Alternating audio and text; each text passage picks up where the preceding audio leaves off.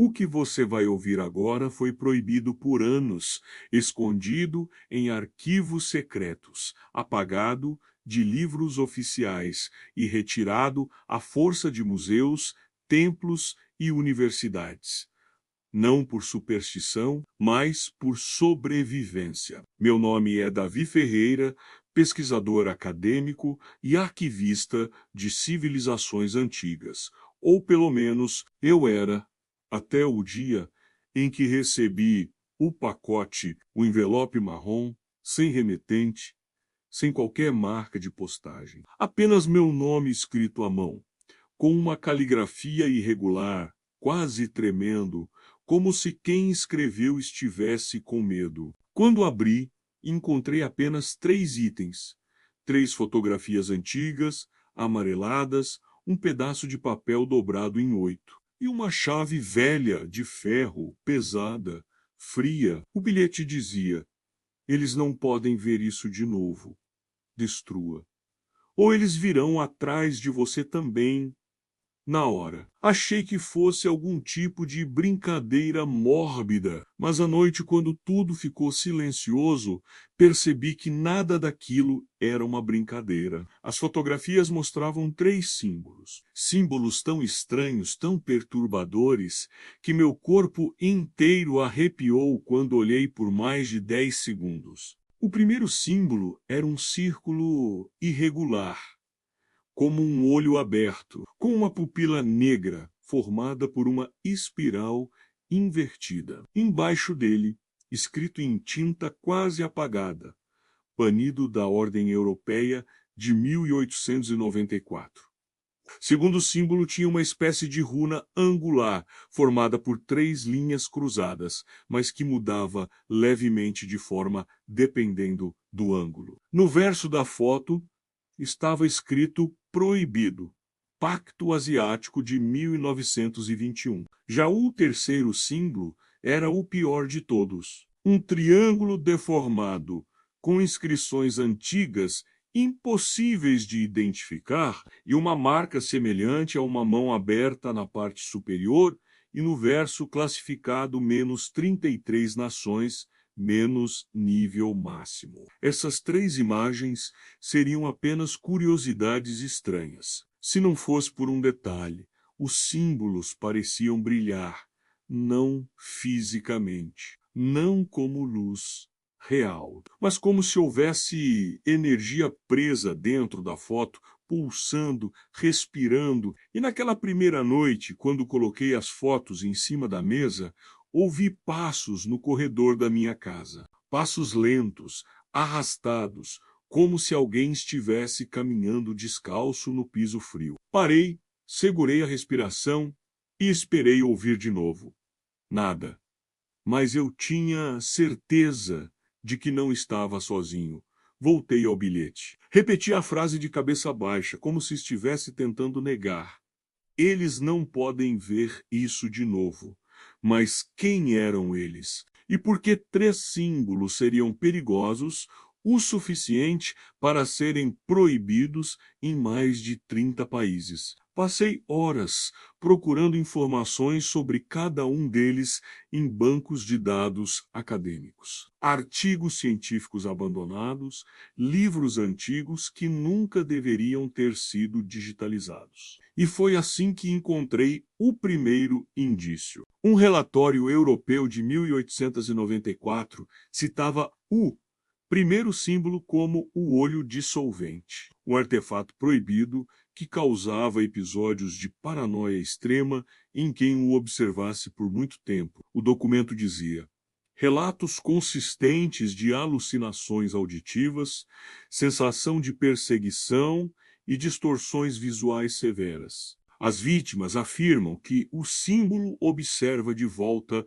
no exato instante em que li isso. Ouvi novamente passos atrás de mim.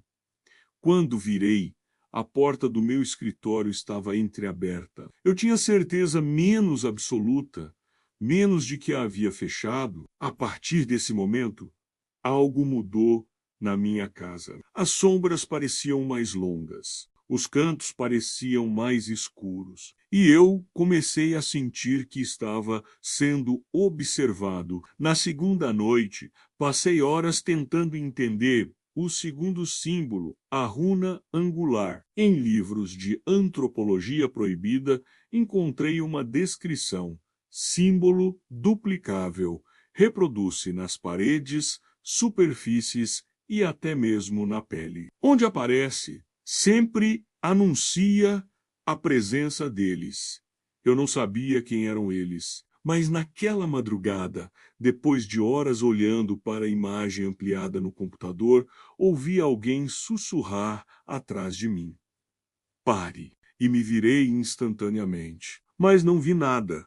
Mas o ar parecia gelado, pesado, e uma sensação de presença densa, sufocante, preenchia o quarto. Quando olhei de volta para o monitor, o símbolo tinha mudado de posição, como se tivesse se movido sozinho. Desliguei o computador. Desliguei todas as luzes e fui para o meu quarto sem olhar para trás. Às 3 da manhã, acordei com a impressão de que alguém estava sentado na minha cama. A sensação foi tão real que pude sentir o colchão afundando ao meu lado. Quando toquei o interruptor, a luz acendeu e eu vi o símbolo riscado na parede. O mesmo símbolo da foto, feito com algo que parecia carvão, mas a parede estava limpa. Quando dormi, foi então que meu medo se transformou em pânico real. No terceiro dia, decidi analisar o símbolo final. O triângulo com inscrições antigas. Este era o que estava rotulado como classificado -33 nações, menos nível máximo em documentos sigilosos vazados. Encontrei uma referência a ele sob o nome, o selo de atravessamento. Segundo relatos antigos, esse símbolo era usado em civilizações que acreditavam em portais espirituais, portas não visíveis abertas através de padrões geométricos específicos. Os registros diziam que este símbolo foi banido por facilitar o contato com entidades do outro lado, não com os mortos, e sim com os não-humanos. Ri nervosamente. Era absurdo demais. Mas quando ampliei a fotografia no computador, a luz acabou misteriosamente. Todas as lâmpadas da casa apagaram ao mesmo tempo. A tela do monitor desligou e depois de alguns segundos acendeu sozinha, mas não mostrava o símbolo. Mostrava uma frase dizendo: "Você foi escolhido". Eu paralisei. Os pelos do meu corpo inteiro se eriçaram. Eu não conseguia mover um músculo. Foi então que ouvi: toque, toque. 3 batidas secas na porta da frente. Caminhei lentamente até lá. Meus passos pareciam ecoar num vazio estranho. A casa estava fria demais para ser normal. Quando abri a porta, não havia ninguém. Apenas um envelope no chão igual ao primeiro. Dentro dele, só havia mais uma frase: "Eles estão vindo", e uma segunda linha, escrita como se tivesse sido adicionada de última hora. Às pressas, corra enquanto pode. Mas eu não corri. Eu fiz o pior que alguém na minha posição poderia fazer. Continuei investigando e a cada busca, a cada documento encontrado, percebi que os símbolos não eram apenas proibidos. Eles eram selos, selos que mantinham algo preso, algo que foi expulso de mais de 30 países, não por superstição, mas porque sempre que um desses símbolos era usado algo, acontecia, pessoas desapareciam. Objetos se moviam sozinhos, sombras atravessavam paredes, portas se abriam sem vento, e em casos extremos, almas eram arrancadas do corpo. Eu ri de nervoso quando li isso, mas parei de rir quando percebi que a sombra da minha sala estava respirando como se tivesse pulmões. Algo estava se aproximando, lentamente, como um predador sentindo o cheiro da presa. Corri para o escritório e tentei destruir as fotos. Primeiro, tentei rasgar. O papel se regenerava. Ele se recompunha diante dos meus olhos. Depois, tentei queimar. Usei álcool, isqueiro, vela. Nada queimava. O papel nem ficava quente. Foi então que ouvi a voz. A voz que até hoje me persegue. Eles acordaram. Gelei. Olhei para trás devagar. Sentindo o ar gelado atrás de mim, nada. Mas ouvi passos no corredor. Passos lentos e pesados. Eles estavam dentro da casa. Comecei a correr, mas quanto mais eu corria, mais pareciam se aproximar. Em cada parede os símbolos apareciam. Eles se multiplicavam, eles surgiam como manchas, marcas, rachaduras, sombras, e todos eles vibravam. Então a luz piscou, e pela primeira vez eu os vi sombras altas, finíssimas, com braços longos demais e cabeças inclinadas para o lado, como se estivessem analisando cada movimento meu. Sem olhos, sem rosto, apenas massivos, vazios. Eram três entidades, três sombras vivas, três seres que não pertenciam a este lado da existência. Cada um deles correspondia a um dos símbolos: o olho dissolvente, a runa mutável, o selo triangular.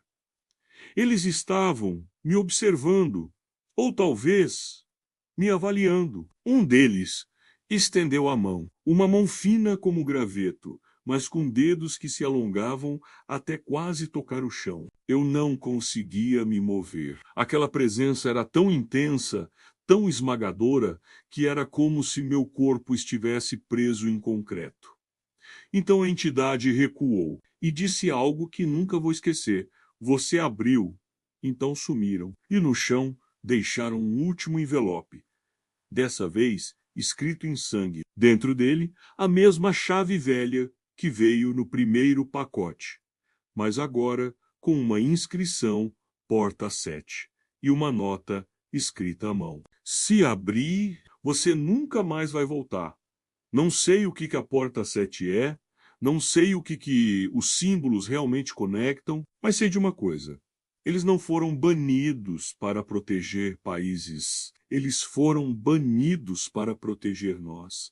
E agora, depois de ouvir essa história, se você notar algum símbolo estranho aparecendo nas paredes da sua casa, se ouvir passos à noite ou se sentir que está sendo observado, não olhe, não reconheça, não dê atenção. Eles só precisam disso para atravessar. Eu espero sinceramente que nada tenha acordado ao seu redor. Mas se acordou, corra!